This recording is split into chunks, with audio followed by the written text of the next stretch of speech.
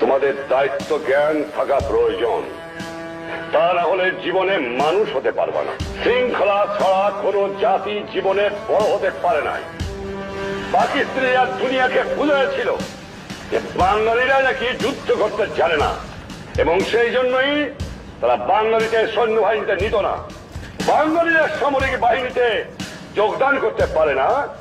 বাঙালিরা কাপুরুষ, বাঙালিরা যুদ্ধ করতে জানে না।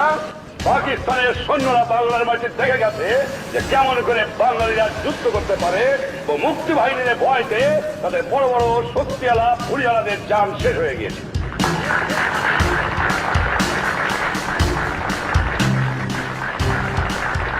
আমরা বাঙালিরা আর হতে পারি, কিন্তু আমরা কাপুরুষ নই।